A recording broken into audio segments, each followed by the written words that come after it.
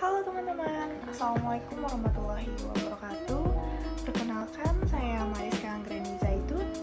Perkenalkan, saya Purnama Sari. Perkenalkan, nama saya Dewi Rizka Adelia. Perkenalkan, nama saya Marsha Putri Ajara. Perkenalkan, nama saya Kandata Fatwa Jari. Perkenalkan, nama saya Cinta Maharani. Nah teman-teman, jadi kami dari kelompok 1 ingin membahas tentang identifikasi anak dengan spektrum autis. Yang pertama kami bahas adalah identifikasi anak dengan spektrum autis. Yang kedua, cara mengidentifikasi anak dengan spektrum autis. Yang ketiga, ragam dan contoh instrumen identifikasi anak dengan spektrum autis. Dan yang terakhir, penyebab anak dengan spektrum autis. Nah, yang pertama, teman saya akan menjelaskan apa sih pengertian identifikasi anak dengan spektrum autis itu.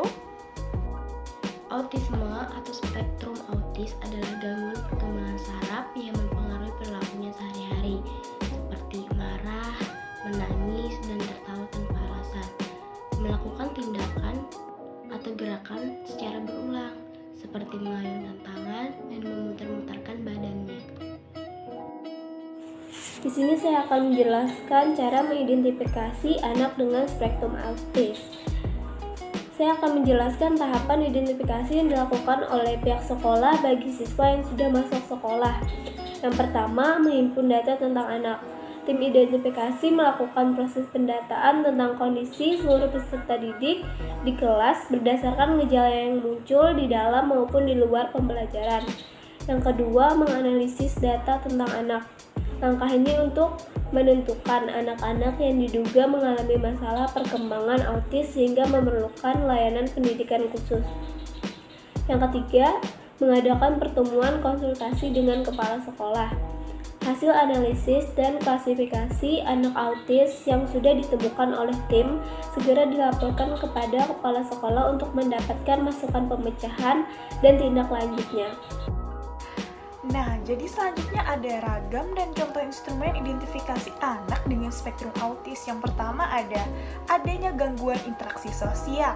Contohnya, tidak ada kontak mata dan tidak bisa bermain dengan teman sebayanya.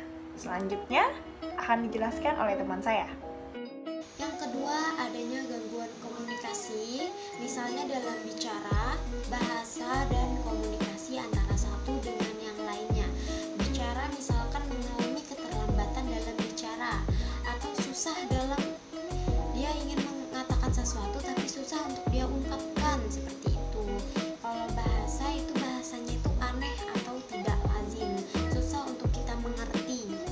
Dan komunikasi tidak dapat bermain dalam kelompok misalnya, karena dia susah berkomunikasi dengan orang lain dan orang lain pun juga susah berkomunikasi dengan dia, apa yang dia inginkan atau apa yang dia mau, seperti itu. Identifikasi anak dengan spektrum autis yang ketiga yaitu adanya gangguan perilaku, seperti mudah tantrum atau histeris, suka menyakiti diri sendiri, dan senang pada kegiatan yang tidak berguna. Selanjutnya, contoh instrumen identifikasi anak dengan spektrum autis yang keempat, adanya gangguan pola bermain. Contohnya seperti cara bermain yang kurang variatif, kemudian pola bermain yang cenderung individu atau sering menyendiri. Yang kelima, adanya gangguan sensoris. Gangguan sensoris adalah suatu kondisi di mana tubuh dan otak memiliki kesulitan mengolah dan menanggapi rangsangan sensorik pada lingkungan.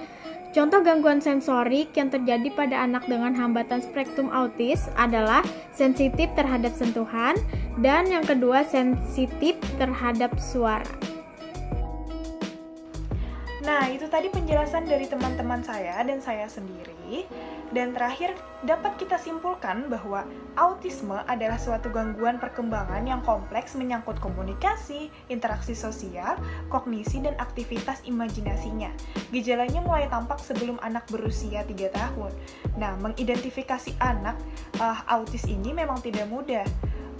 Selanjutnya itu ada instrumen identifikasi anak dengan spektrum autis meliputi MICAP, COTS, ICD-10, DSM-4, dan DSM-5.